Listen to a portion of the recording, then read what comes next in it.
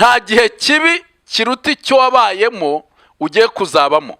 Reka mbanze mvuge kuri iri jambo ryatumye umuntu akira wari uremaye, ngo ikintu cyamukijije cya mbere, ikintu Yesu yabonye cya mbere, ngo yabonye kwizera kw'abo bantu baje bamuhetse. Uwo mwanya umuntu wari uremaye arategeka, arahaguruka, aba muzima, aragenda.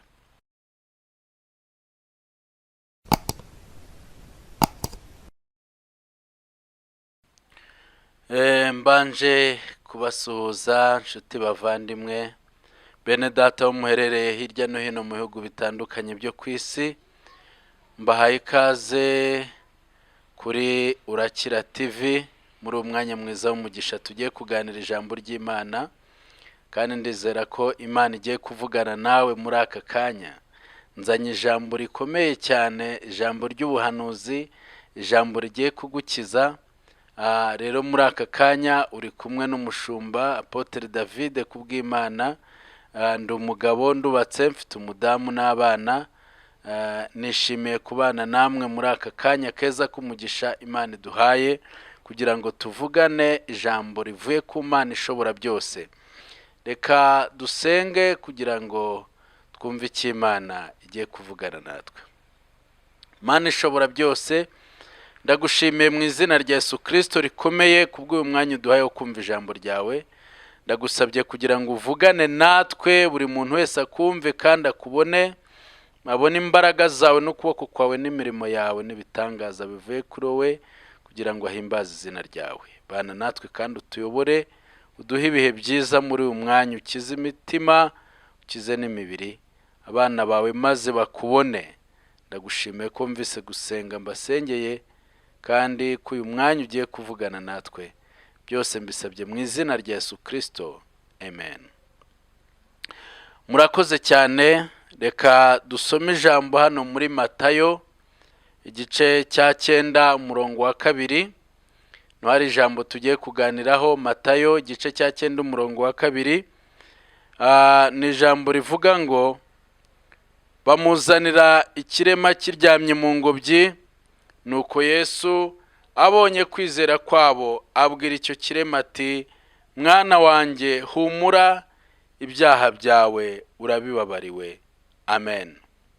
Niri jambo tugiye kuganiraho rifite intego ivuga ngo humura urakira. Humura urakira. Haleluya. Niryo jambo tugiye kuganiraho, niyo ntego y'ijambo ngiye kuvuganaho nawe muri aka kanya.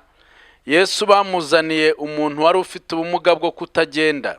Bibiri bivuga ngo yari ikirema, yari afite ubumuga bwo kutagenda maze igihe kinini cyane, kugira ngo agire ahantu ajya ngo byasabaga ko bamuheka, bakamushyira mu ngobyi, bakamutwara, bakamugeza aho bashaka kumujyana cyangwa se aho ashaka ko bamujyana. Wibaze nawe umuntu ufite ubwenge, ufite ibitekerezo, ariko akaba amugaye amaguru, adashobora kugenda, yararemaye. Yari afite ikibazo gikomeye cyane cyane. Ariko nawe tuvugana ushobora kuba ufite ikibazo gikomeye cyane, gikomeye cyane. Nubone nseka ngo ugire ngo kiroroshye, gishobora kuba ari ikibazo gikomeye cyane cyane cyane, ariko kigereranye n'uyu muntu wari umaze igihe aremaye atagenda, kugira ngo ava hari bisaba kumuheka. Umunsi umwe rero abantu baje kumenya ko Yesu ari ahantu mu nzu arimo akiza indwara, yirukana abadayimoni. Abantu 4 bafata umwanzuro wo guheka uyu muntu wari uremaye, bamujyana aho Yesu ari, bamugeza aho Yesu yarari. Yesu abonye wa muntu bamuzaniye, baje bahetse, ngo aryamye mu ngobyi, nuko Yesu ngo abonye kwizera kwabo. Haleluya. Reka mbanze mvuge kuri iri jambo ryatumye umuntu akira wari uremaye, ngo ikintu cyamukijije cya mbere, ikintu Yesu yabonye cya mbere, ngo yabonye kwizera kw'abo bantu baje bamuhetse. Areba ukuntu bizeye ko Yesu nahura nawe ari bukire byanze bikunze. Areba kwizera ko mu mitima yabo, areba ukuntu badashidikanya, areba ukuntu biringiye Kristo ko afite imbaraga, areba ukuntu biringiye ubushobozi bw'Imana, areba ukuntu biringiye imbaraga z'Imana. Ngo Yesu amaze kubona kwizera kwa baba, ahita avuga ijambo rimukiza rikomeye cyane. Muri ako kanya ahita abwira uwo muntu wari ikirema ati, mwana wanjye humura, ibyaha byawe urabibabariwe. Uwo mwanya umuntu wari uremaye arategeka, arahaguruka, aba muzima, aragenda. Nukuvuga ngo ikintu cyatumye Yesu akiza uyu muntu, icya mbere tubona ni ukwizera kwe. Icya kabiri cyiza cyane ni ukuntu Yesu yamubwiye ngo mwana wanjye, bivuze ngo yari umwana w'Imana, ntabwo yari umupagani, yari umwana w'Imana, yari umuntu wemera Imana, yari umuntu wari ufite kwizera Imana ishobora byose. Ariko ikindi, yari afite n'ibyaha muri we, kuko Yesu aramubwiye ati, humura mwana wanjye, kandi ibyaha byawe urabibabariwe. Muri ako kanya rero Yesu aravuga ati, mwana wanjye, kuko yabonye ko nyine ari umwana we, atari umwana wa runaka. Reka nze nkubwire mwene data, rega turi abana b'Imana.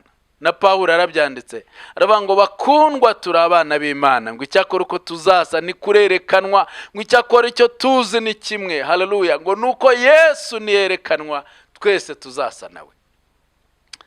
Hano rero Yesu areba uwo muntu ati, mwana wanjye, mwana wanjye humura. Iri jambo yabanje kumubwira mbere yuko amukiza, ategeka ngo ahaguruka agende, rivuga ngo humura. Ni ijambo ryo kumuhumuriza, ijambo rimubwira ngo komera, wigira ubwoba, wageze aho Yesu ari. Humura, nubwo baje baguhetse uyu munsi, humura, ntabwo uzongera guhekwa ukundi. Humura, ntabwo uri butahe muri iyi ngobyi bakuzanyemo. Humura, ntabwo bari bongere kugutwara muri iyi ngobyi. Ubu wahuye n'umugabo witwa Yesu. Humura. Haleluya! Muri ako kanya amaze kumubwira ati humura, aramubwira ati ibyaha byawe urabibabariwe. Ngo muri ako kanya arategeka, wa muntu arahaguruka, wari uremaye arahaguruka, aragenda, aba muzima. Abantu bamubona agenda ahimbaza Imana. Umuntu bahekaga mu ngobyi bamubona agenda nta kibazo afite, bamubona agenda ari muzima, bamubona agenda n'amaguru ye, kandi yari yararemaye igihe kinini. Babona amaguru aratambuka, babona amaguru yaragenda, babona ibyo atakora agashoboye kubikora, babona aho atagera agashoboye kuhagera, bamubona mu yindi shusho ari muzima. Abamubonye arwaye bongera kumubona yakize, abamubonye aremaye bongera kumubona ari muzima. Ashimira Imana, ayihimbaza, ayishyira hejuru. Haleluya! Babona ari muzima, babona ari muzima. Nkuzana ijambo muri aka kanya rivuga ngo humura urakira. Nje kukubwira Yesu, ndakubwira Imana yakijije uyu muntu wari uhetswe n'abagabo 4 bari bamuzanye mu ngobyi bamuhetse. Nta wundi wamuzanye, ari abantu bamuzanye, ariko bamuzaniye Kristo, bamuzaniye Yesu ukiza. Bamugejeje kuri Yesu umwami w'abami, aramukiza. Uyu mwanya hari ijambo nshaka kuvugana nawe, ibintu bigomba gutuma amateka wahinduka cyangwa se ukira. Njyewe uri imbere yawe nigeze ndwara rimwe, ndwara indwara ikomeye cyane, ndarwara njya mu bitaro. Nari ngeze ahantu ngomba gupfa kuko nabaye no muri koma. Ndagenda njya muri koma, ariko Imana iransanga, iranzura, irankizamba muzima. Haleluya! Yesu arakora, Yesu arakora, Yesu arakiza, Yesu arazura. Yazuye na Lazaro yapfuye, ngo Lazaro amaze iminsi 4 mu gituro mu mva, yarabuzanuka, ariko Yesu aramuzura. Wowe uracyari muzima, nturapfa. Gira ibyiringiro, gira kwizera, nta kintu kinanira Imana. Yesu arashoboye. Ikintu rero cyakijije uyu muntu wari uremaye, icya mbere cyamukijije, cyatumye akira. Mu bintu byatumye akira, ari byo nawe ugomba kugira, ubundi Yesu akagukiza. Icya mbere nuko bari abantu bamuhetse bakamujyana aho Yesu ari. Ndashaka kubwira iki ngiki, menya ahantu werekeza ibibazo byawe n'ubuzima bwawe, naho ubitwara. Niba ari kwande, niba ari kwa mwene wanyu, niba ari ku muturanyi, niba ari ku nshuti yawe, cyangwa niba ari kuri Yesu. Ariko aba bantu ngo batwaye umuntu wabo kwande? Kuri Yesu. Umuntu ushobora kumujyana kwa muganga baravura, barakora rwose, baravura. Ariko turashimira Imana yacu ko ari Imana ikiza. Ukamujyana kwa muganga bikanga, ariko wamujyana kuri Yesu bikemera. Byaranze kwa muganga, ariko ku Mana bikemera. Bikemera, byaranze bikemera. Imana irashoboye. Imana arankijije mba muzima. Uyu muntu yarahagurutse aragenda akijijwe na Yesu, yararemaye ava mu ngobyi aragenda, agenda ari muzima, yikorera ingobyi atahimbaza Imana ari muzima. Ibintu rero byatuma Imana igutabara nibi. Icyambere ni ukumenya uwuha ibibazo byawe, ubitura aho byerekeza. Fata ibikugoye byose ntubijyane ahandi hantu, bijyane kuri Yesu. Bibwire Yesu ibikuruje, ibikugoye, ibigeragezo by'umuryango wawe, by'inshuti zawe, by'abavandimwe, iby'umugabo wawe, iby'abana bawe, iby'ubushumeri bwawe, iby'ubukene urimo, iby'ubushumeri, iby'indwara, iby'imibereho mibi, ibikugoye byose, iby'imanza ufite, imanza zananiranye, ibibazo byananiranye, ibyabuze ubikemura, bishyire Yesu n'ubikemura. Yesu nuzabirangiza. Yakoze ibintu bikomeye umugabo witwa Yesu, ndamwemera. Yakoze ibitangaza bikomeye cyane, hari ibyo nzi nagiye mbona. Nigeze nsengera umuntu igihe kimwe arwaye uburwayi bwo mu mutwe bikomeye cyane. Harabuze umuntu wamukiza, harabuze umuti, harabuze ibintu byose, baramuroze, ari aho ngaho ari umurwayi wo mu mutwe. Ariko icyo gihe ndasenga Umwami Yesu, nakambira Imana yo mu ijuru, Imana iramukiza. Nabonye Imana ikiza. Amen. Nabonye Yesu akora imirimo n'ibitangaza. Nabonye imirimo y'Imana. Nabonye ukuntu Imana itabara umuntu yarari ku cyavu, yarari mu mibereho mibi, yarabuze ibyiringira, abantu baramutaye. Beno baramutaye, turi no mutindi n'umukene nta kintu azimarira. Imana ikamubwira iti uzaba umukire, uzakira, uzatera imbere. Uyu munsi akaba yarubatse amazu, ari umukire kubera Imana. Nawe wibaza ubundi wari umeze ute mu myaka 10 ishize, cyangwa 20 cyangwa 30 ishize, cyangwa 5 cyangwa 2 ishize? Wari umeze ute? Hari ahantu Imana yakuvanye mu gihe cyatambutse. Imana yakoze biriya mu gihe cyashize, iracyari Imana. N'ibindi izabikora. Nibiguteye ubwoba ngubu izabikora. Reka nkubwire, hejuru ibikurwanya hari imbaraga z'Imana ikurwanirira. Hejuru y'ibyo biguteye ubwoba bikujije amahoro, hari Imana itanga amahoro. Haleluya. Kumenya aho werekeza ikibazo cyawe, kucyerekeza kuri Yesu, kugiha Yesu, kukibwira Yesu, kuko ari we ushobora byose, ari we ukomeye, ari we wagikemura. Icya kabiri nuko bari abantu bagiye bagahura na Yesu. Icya kabiri nshaka kubwira ni uguhura na Yesu. Reka nkubwire iki, nuhura na Yesu byanze bikunze azahindura ubuzima bwawe. Hari ikintu Yesu agomba gukora. Ndinginga Yesu ngo uhure nawe muri aka kanya, ahure n'ubuzima bwawe, ahure n'ikibazo cyawe. Ntabwo ari bugusige ukuri, byanze bikunze hari ikintu ari bukore mu mibereho yawe, hari ikintu ari bukore mu buzima bwawe, hari ikintu ari bukore mu bitekerezo byawe, hari ikintu ari bukore mu rugo rwawe, hari icyo ari buze gukora. Umwami w'abami yakijije uyu muntu wari umaze imyaka hekwa, wari umaze imyaka, birashoboka ko umaze imyaka umeze nk'uriya muntu uhekwa, umaze imyaka ufashwa, umaze imyaka abantu bagena ukubaho, ariko Imana igiye kugena uko ugomba kubaho. Imana iraza kugushyigikira, ugiye kubona support ivuye mu ijuru ku Mana, igushyigikire ikugeze ku rundi rwego. Haleluya. Biravuze ngo abwira uriya muntu ngo humura. Imana yazanyira ijambo muri aka kanya ku buzima bwawe, yo kubwira ngo humura. We wariraga, humura. Humura wa mugabo we, ufite amaganya, ufite agahinda, wa mugore we urihebye, umaze igihe uhangayitse, wabuze uwakurengera, wabuze uwakugirira neza, wabuze n'uwo wizera. dore nta bantu ujya wizera kubera ibikomere ufite, kubera agahinda ufite ibikomere watewe n'ubupfubyi, watewe n'ubupfakazi, watewe n'imibereho, watewe n'ubukene, watewe n'indwara, watewe n'ibibazo, watewe no kwangwa n'abantu, watewe n'ibyo wanyuzemo byinshi bitandukanye. Ariko humura, ni Imana ikiza ibikomere. Reka nkubwire iki, ni Imana ikiza agahinda wagize. Humura, ntabwo uri wenyine, Imana iri kumwe nawe ku manywa na nijoro. Humura we wumvaga wigunze, uhagaritse umutima ukavuga ariko koko nzabaho nte, bizagenda gute, ninde wandengera, nta muntu nkunda ku isi. Yesu aragukunda, Yesu agufiteho umugambi, Imana iragukunda, Imana ikwitayeho. Nkuzana ijambo rivuga ngo humura urakira. Humura urakira iyo myuka mibi igutera ikubuza amahoro. Humura urakira abo badayimoni bakuzengereje, bazengereje umuryango. Si nawe wenyine, humura umuryango wawe urakira. Humura bene wanyu bazakira. Humura umwana wawe urwaye azakira. Humura, Imana iraza gukora ibintu bikomeye ku buzima bwawe. Reka gutinya, reka guhangayika, izera Imana, izera imbaraga z'Imana.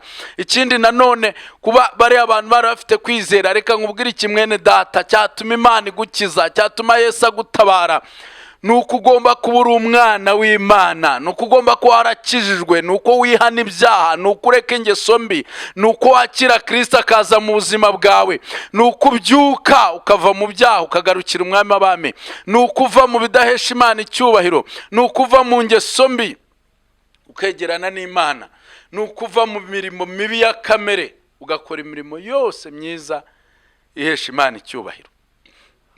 Haleluya. Hinduka, ihane, wizere Kristo wenyine. Naho ayo marira urira none, ibyo bibazo wikoreye none, iyo mitwaro yose wikoreye, Yesu arabishoboye kuyigutura. Biravuze ngo wa muntu Yesu aramukiza, agenda ahimbaza Imana, agenda ashimira Imana. Yesu amaze kumukiza, reka nkubwire iki ngiki, Imana izagukiza ubwo buzima ubayemo. Ibyo ni ukuri. Imana izahindura amateka y'ubuzima bwawe, byizere. Imana izakugira umuntu udasanzwe. Rega uri umuntu ukomeye, uri umuntu ukomeye. Kuba isi itabizi cyangwa itabibona niyo mahirwe yawe, kuko isi ibibonye cyangwa ikabimenya wagira ibibazo nk'ibyo Yosefu yagize. Ariko humura, uzakomera. Hari ibintu wakoze biranga, hari ibintu wagerageje gukora biranga, hari ibintu ihombo wagize. Turi mu bihe bigoye, isi biruhije isi cyane. Turi mu bihe bigoye abatuye isi, ibihe bya korona bigoye abantu benshi, biruhije abantu benshi. Ariko reka nze nkubwire, dufite Imana. Dufite Imana iri hejuru y'ibintu byose. Dufite Imana iri hejuru y'ibiriho, ibyo tubonesha amaso n'ibyo tutabona. Dufite Imana isumba ibintu byose, ibyo utekereza, uzi n'ibyo utazi. Dufite Imana nyir'ibihe, yaremye ibihe byose. Dufite Imana itegeka ibihe. Witerwa ubwoba n'ibihe urimo bibi, ibyo bihe bizahinduka. Kandi impamvu bizahinduka nuko hari Imana ibihindura. Haleluya. Hari Imana ihindura ibihe. Iyo yitwa Uwiteka, ni nyir'ibihe, niyo ibitegeka, niyo ibigenga. Uri mu bihe bibi, ariko ndategeka ngo bihinduke byiza mu izina rya Yesu Kristo. Izere ko ibihe urimo bibi bigomba guhinduka, ukinjira mu bihe byiza. Ndakubwira ngo si uko bizahora. Ntabwo uzahora muri ibyo bihe bibi, ntabwo uzahora muri ibyo bihe bibi, ntabwo uzahora muri ubwo buzima bubi. Hari ibihe bibi itorero riciyemo, hari ibihe bibi bantu b'Imana murimo gucamo, ariko nimuhumure, biraza guhinduka. Kubera ko ndumva Imana nyir'ibihe ivuga yuko hari ibintu igiye guhindura. Hari ibintu Imana ishobora byose igiye guhindura ku buzima bwawe. Hari ibihe byiza Imana igiye kuzana ku buzima bwawe. Hari ibihe by'ibyishimo Imana igiye kuzana. Hari ibihe by'umunezero Imana igiye kuzana. Hari ibihe byo guseka Imana igiye kuzana. Hari ibihe byo guhanagurwa amarira. Wabaye mu gihe cyo kurira, ariko ugiye kwinjira mu kindi gihe Imana iguhanagura amarira, Imana igusetse. Haleluya. Imana iguha ibyishimo, Imana ikuremera amateka mashya. Hari ibindi bihe urugo rwawe ruzinjiramo, niba ruciye mu bihe bikomeye, urugo rwawe ruciye mu bihe biteye ubwoba, ibihe by'umubabaro n'agahinda, ibihurira kubera urubyaro rwawe, ibihurira kubera uwo mwashakanye, ariko ibyo bihe biraza guhinduka. Hari Imana nyir'ibihe iri buzana ibindi bihe mu rugo rwawe, iri buzana ibindi bihe mu muryango wawe, iri buzana ibindi bihe mu bavandimwe bawe, muri famiye yawe.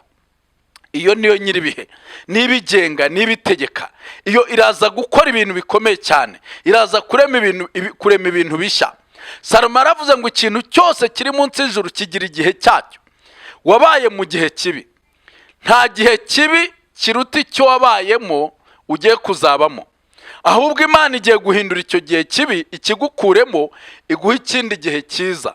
Hari igihe cyiza Imana igiye kuzana ku buzima bwawe.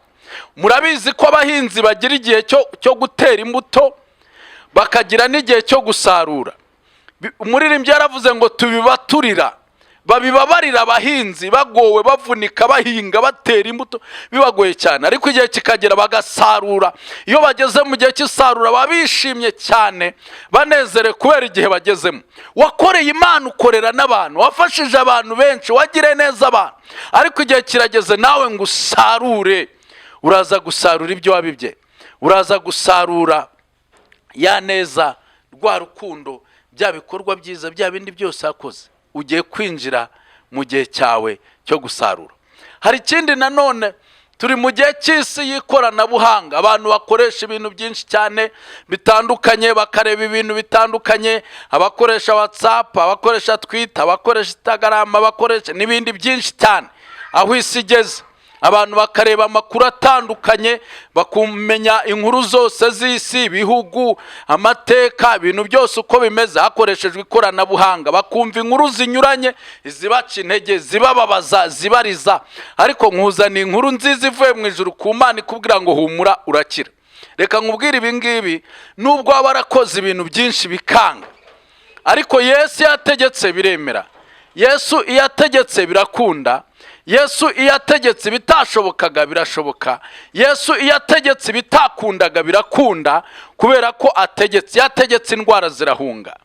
Umunsi umwe yari ari mu bwato ari kumwe n'abigishwa be. Umuraba n'umuyaga uba mwinshi cyane, barasakuza, baravuga ati mwigisha turapfuye. Ngo barimo gusakuza biravuga ngo Yesu arahaguruka. Haleluya! Arahaguruka cyaha umuraba n'umuyaga, ngo arawutegeka, umuraba uratuza. Abwira umuyaga ati tuza, umuyaga uratuza. Ndashaka kubwira iri jambo, numva Imana imbwira ngo hari ibintu ije gutegeka ku buzima bwawe. Hari ibintu Yesu aje gutegeka ku buzima bwawe. Hari ibintu Yesu aje gutegeka ngo biceceke. Aje kubwira uwo muraba n'umuyaga ngo nutuze, nuceceke. Aje kubwira ibyo biguteye ubwoba ngo nibihagarare. Aje kubwira abo barozi bakurogaga ngo ntibazongere kukuroga. Aje kubwira abademoni baguteraga ngo ntibazongere kugutera. Aje kubwira ubwo buribwe ngo bwe kongera kukurya. Aje kubwira ibyakubuzaga amahoro ngo ntibyongere kukubuza amahoro. Ibyo byakurwanyaga ntibyongere kukurwanya. Hari marayika w'Imana Imana yohereje ku buzima bwawe kugira ngo agire ibintu ahagarika ku mibereho yawe, agire ibintu acyaha, agire ibintu yigizayo. Witegure kwakira imirimo y'Imana n'ibitangaza by'Imana. Imana wasenze n'Imana yumva, igiye kugusubiza. Imana yavuganye nawe, yaguhaye amasezerano. Ni Imana isezeranye igasohoza. Ni Imana iri buje gusohoza ibyo yakubwiye. Yavuganye nawe ku manywa cyangwa nijoro, yavuganye nawe uri mu masengesho, wumvishe ijwi ry'Imana. Ibyo yakubwiye niyo yabivuze, reka gushidikanya. Iyo yavuganye nawe ni Imana, iraza gusoza ibyo yavuganye nawe, kandi uzayibona vuba. Haleluya! Ngiye gusengana nawe, humura urakira. Niyo ntego twari turiho, ngo humura urakira. Tugiye gusengana muri aka kanya. Winginga Imana, niba wari ukiri mu byaha, emera kwakira Yesu, wihane uhinduke. Niba waraguye, va mu byaha, uve mu ntege nke, wambara imbaraga. Niba warasubiye inyuma, emera uhaguruke, wongere ukorera Imana ishobora byose. We warubuze kwizera, bwira Yesu ngo mbabarira kutizera, ndizeye noneho. Ngiye gusenga mfite kwizera. Ntugasengana amaganya cyangwa agahinda, jya usenga wuzuye kwizera. Haleluya! Imana ikugire neza.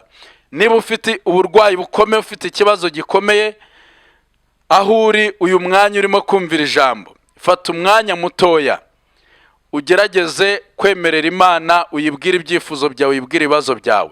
Hari ikintu Yesu agiye gukora kuri ibyo bibazo. Hari ikintu Imana iza gukora ku buzima bwawe. Hari ikintu Imana iri bukore kugira ngo yiyubahishe. Dusenge twinginga Imana muri aka kanya.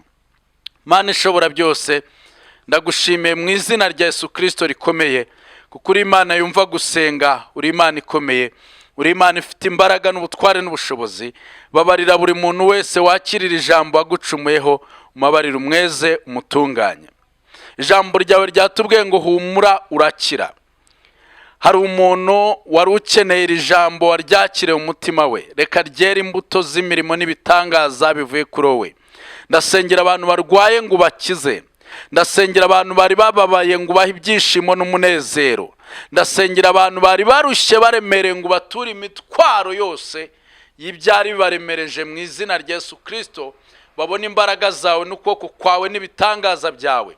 Ndirukana ibyakurwanyaga mwene data wakirira ijambo, nirukanye ibyakubuzaga amahoro, nirukanye imbaraga z'umwijima, nirukanye imyuka y'abarozi, nirukanye ibihiga ubuzima bwawe, nirukanye indwara, nirukanye ubukene. Ndatura amahoro ku buzima bwawe, ndatura amahoro mu rugo rwawe, mu muryango wawe, mu mutima wawe, mu izina rya Yesu Kristo rikomeye. Akira umwami Yesu Kristo mu buzima bwawe aguha amahoro, akira umwami Yesu Kristo mu rugo rwawe azane amahoro mu izina rya Yesu Kristo. Akira andi mahirwe mashya Imana izanye, akira andi mahirwe ya kabiri. Hari amahirwe watakaje mu buzima bwawe, akira andi mahirwe Imana izanye mu izina rya Yesu Kristo rikomeye.